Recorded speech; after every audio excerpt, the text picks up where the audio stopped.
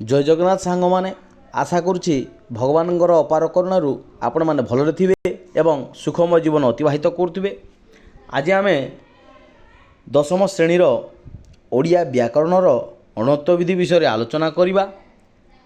आमे एही वीडियो माध्यम रे देखिबा जे ऑलरेडी आमे कोन करथिले ना पिला माने प्रथम धाड़ी रे दिया जाइथिबा एग्जांपल गुडी को सब आलोचना करथिले एवं स्वरवर्ण पर कौन थिला ना न थिला, जहाँ फल आम ताकू न को अण कर पारे नहीं।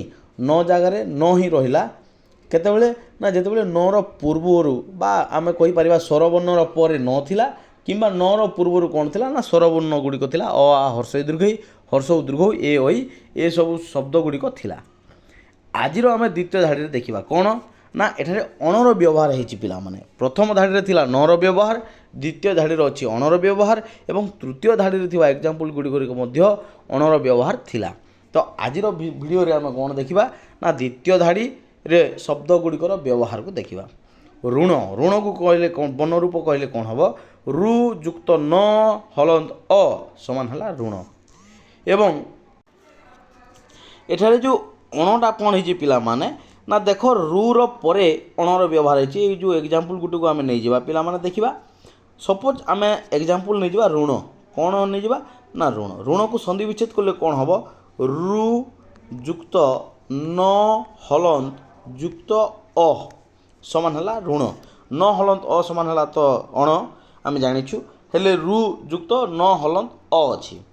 एठारे जो अणटा व्यवहार है न हलंत अ समान कौन पिला माने आम जानिछु अण।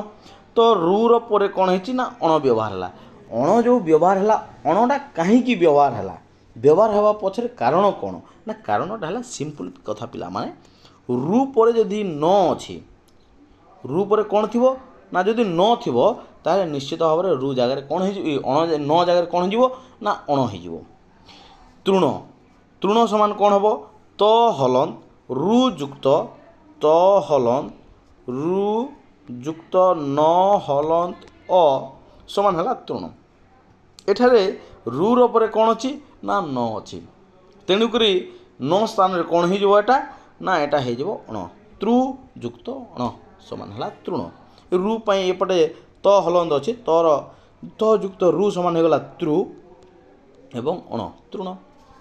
नेक्स्ट जीवा 3 नंबर कौन अच्छी मसृण म हलंत म समान आम कहीपर पिला माने म हलंत जुक्त अ समान है म। श्रु स हलंत रु समान है श्रु। अण समान है न हलंत अ समान है मसृण। जीर्ण ज हलंत दीर्घई जुक्त र हलंत न हलंत अ समान है जीर्ण। विदीर्ण ब हलंत इ द इ रु सरी न र न अ एटा है विदीर्ण। ठीक अच्छे ये जो सबू अणटा व्यवहार है केतेबेले व्यवहार है ना शब्दर अणर पूर्वर रुर व्यवहार अच्छी तेणुक न स्थान कौन होगा पिला माने अणर व्यवहार है। उत्तीर्ण उ त हलंत इ र न हलंत अ एठारे र पर कौन होती ना अणर व्यवहार होती। कृष्ण क हलंत रु हलंत स जुक्त न जुक्त अ स पर अणर व्यवहार है। भाषण में कौन होती ना स पर अणर व्यवहार होती। अन्वेषण में अ जुक्त न जुक्त व जुक्त ए स हलंत जुक्त अ जुक्त न हलंत जुक्त अ स पर कौन होती ना अणर व्यवहार होती। हितवेषणाटा कौन होती ह हलंत जुक्त इ जुक्त त हलंत जुक्त ऐ जुक्त स हलंत जुक्त अ जुक्त न हलंत जुक्त आ एठारे स पर कौन होती ना अणर व्यवहार होती पिला माने। एबे आम जानिबार विषय वस्तु कौन आम देखिलु जे रु पर अण अच्छी स पर अण अच्छी र पर मध्य अणर व्यवहार है ताहले तीनोटी जिनस को लेकिन अणटा व्यवहार है।